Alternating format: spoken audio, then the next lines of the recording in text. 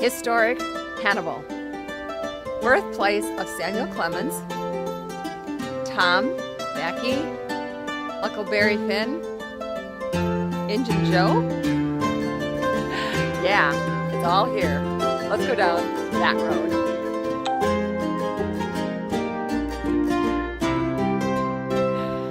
Hello, faithful people. I'm Warlene. I'm Gary, and right now we are just standing around outside. It's a beautiful day, a little chilly, but much warmer temperatures at night, at least for a while. We still have to keep pushing south to get into the much better temperatures at night before we can boondock. So that's why we stayed at a campground last night. And we stayed here years ago with our daughters when they were younger. It's called Mark Twain Cave Campground. I'll show you around.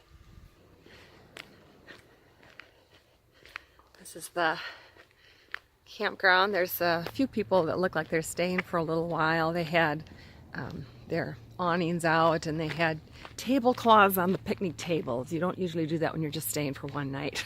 At least we don't. We didn't even use our picnic table last night.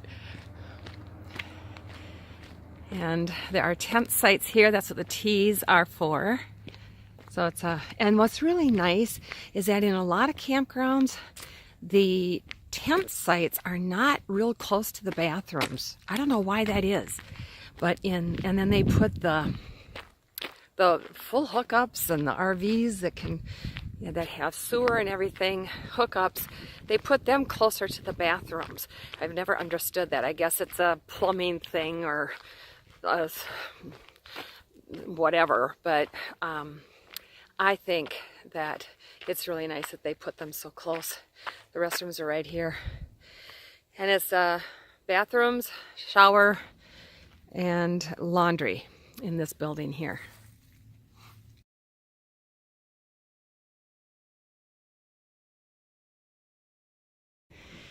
The voices you hear behind me is a school bus of a bunch of kids that must have gone on the tour of the cave. Up here in this section they have cave hollow sticks, stones, and bones where you can dig for fossils in some of those things. And then there's I would imagine it's just in the summertime that they run it because it was dry now. But that little water tank up there up above, and then it runs down and until it gets to the bottom it has a channel that goes down so they can look for gold. And then they sell different kinds of gemstones and things inside. And then this one is Hy-Vee sandwiches. It's a little restaurant. I don't know that it's even open right now. I kind of doubt it. It looks pretty, didn't look like it was open last night either when we got here. So maybe it's just open on the weekends now that things have slowed down. And this over here is a winery gift shop. It's such a pretty setting in here, and there's so much to do. There's another trail over here. I don't know. We never did this trail, so it could just be that it loops up around in those woods and comes back and ends out here. I'm not sure. It didn't have the same signs that it had at the beginning of it.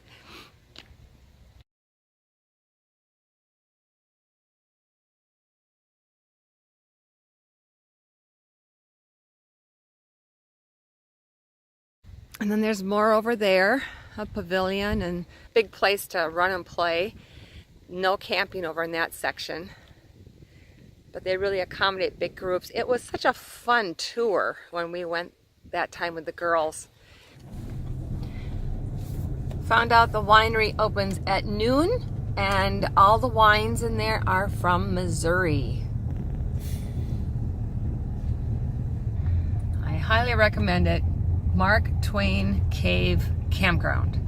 Now we're going to explore a little bit more of Hannibal. In case you didn't get the connection before, Samuel Clemens was born here in Hannibal, and his pen name is Mark Twain.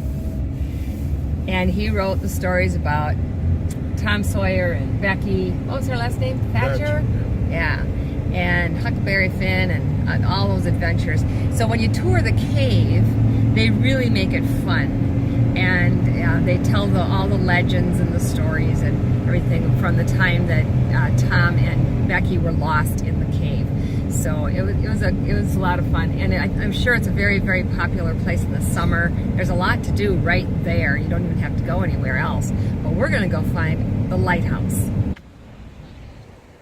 This is the downtown area, and up this street here is all kinds of historical buildings. The J.M. Clemens, Justice of the Peace, this old hotel here. They have signs next to all of them telling what they are. Aunt Polly's Treasures. If you ask someone to take your picture, you can stick your heads through there and be Becky and Tom. If wine tasting isn't your fancy and you'd rather have a brewing company, they have the Mark Twain Brewing Company. And tap room. Looks like an outdoor patio up above. We ended up parking here because otherwise it's a very twisty, curvy switchback all the way up to the lighthouse. So we've got some stairs to do.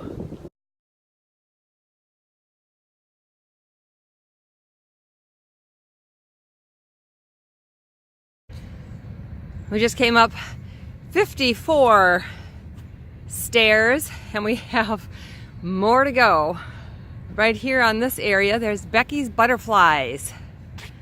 These are all butterflies that are native to northeast Missouri. And there are a few flittering around here yet.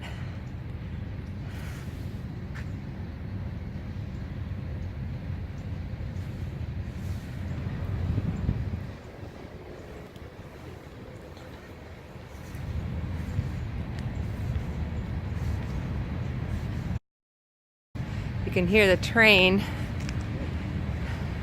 down below. There's the Mississippi. This is actually part of the Mark Twain Memorial Bridge. It's no longer a bridge. President Franklin D. Roosevelt dedicated the original bridge on September 4th, 1936, with more than 75,000 people in attendance. Harry S. Truman, future president, was also here. Bridge was designed solely for the use of automobiles. Previously, trains, automobiles, horse-drawn vehicles, and pedestrians used the Wash-Bash train bridge located to the north. Toll was charged for the first 4 years to cover construction costs. Bridge spanned 2,636 feet across the Mississippi River. Wow, that's a long way to cross. Recurring summer problem was the swarming of mayflies attracted to the bridge lights. At times it was covered with 2 inches thick by the insects, becoming very slick. So they had to use snow plows. The bridge was closed during the flood of 1993 from July to September. Water covered the approach on the Illinois side, which would be way over there. And it was closed to traffic on Saturday, September 16th, 2000, following the dedication and opening of the new Mark Twain Memorial Bridge.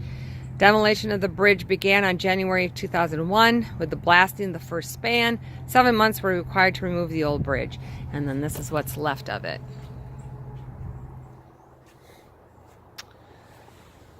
Huh. All right, this section has even more stairs than the first one. Yeehaw! All right, that was 79 stairs this time. Boy, my legs are burning. I am out of shape. This is the road we could have maybe brought up, but with the RV, I probably wouldn't want to. Tight curve. Yeah, so that's why we parked down below. All right, more stairs. All right, that little one was 37 stairs. And now to the top. Here's the parking lot. Not real big. So, in fact, that belongs to someone that lives here in a house next door to this. So, that would not have been big enough to bring the RV up and turn around, especially if there were more cars here. Just looking to see. No, that's just a street. I thought maybe there's more parking down there, but it's more residences. Okay, that was 73 steps from the parking lot to the lighthouse. And that shows a little better perspective of how small the parking lot would have been to have an RV up here. So, don't recommend it. Park below and walk up the steps. Gary just pointed out a little park over there. Don't know if it was a campground or just a park. The Mississippi is very high. And that's the bridge that replaced the old one.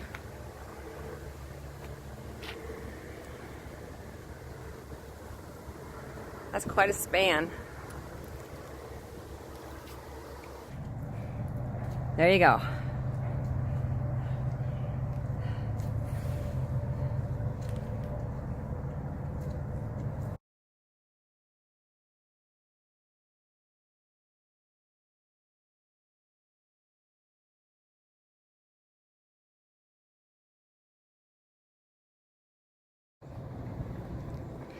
What goes up must come down.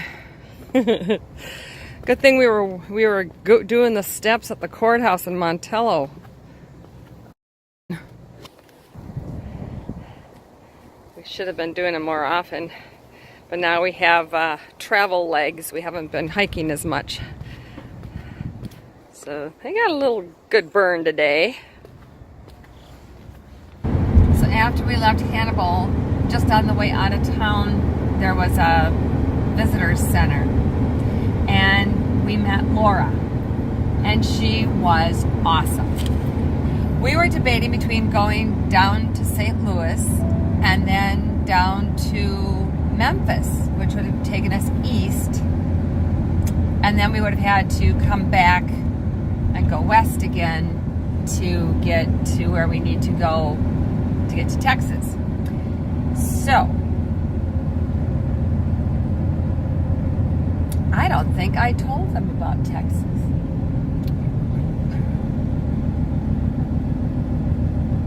I didn't. Well, I guess the cat's out of the bag. I guess we'll have to tell you why we're going to Texas. Okay, it's time for the big reveal. Yes. Oops. Just like you planned it. Right, exactly. Yeah. So we are going to Texas, yes. Gary had contacted some district presidents of our synod and to see where there might be some vacancies or something where they needed some help for a while. And the very first call he got was to go to Fredericksburg, Texas. It's about an hour and 15 minutes west of Austin, and about I think it was an hour and a half north of San Antonio. We've been hearing wonderful things. In fact, there was a couple at the visitor center in Hannibal that was very familiar with Fredericksburg, and they said it's a wonderful town, and they said it's a lot of fun, and so we're like, awesome. So the congregation is very small. It's about maybe 70 people from what we have been able to figure out from their membership list. And that includes children. So small congregation. We are hoping that we are going to be parking next to the parsonage. And that's just across the parking lot to the church. So we're going to have a much shorter commute than we did when we were serving in Vacaville. Anyway, we are going to be down there we have about a week left to get down there. And we will start. Gary's first sermon will be November 4th. And that'll be Reformation Sunday. So it'll be, we've already found out there's going to be some extra musicians that day. So that's cool. Don't know what I'm going to do just yet. It sounded like they do not have a choir. So I may be doing that again. I did that when we were in Vacaville, California too. And it sounds like the Sunday school and everything is pretty well taken care of. We'll see. The town is only about 11,400 people. And it's a little German community. What we're excited about is that they have over 70 hiking trails right around Fredericksburg. So we're going to be getting a lot of hiking in, which is awesome. The temperatures, they don't get snow, yay. And the highs will be in the 50s to low 60s in the winter months. So it should be a very mild winter compared to what we've had in Wisconsin. Looking forward to it.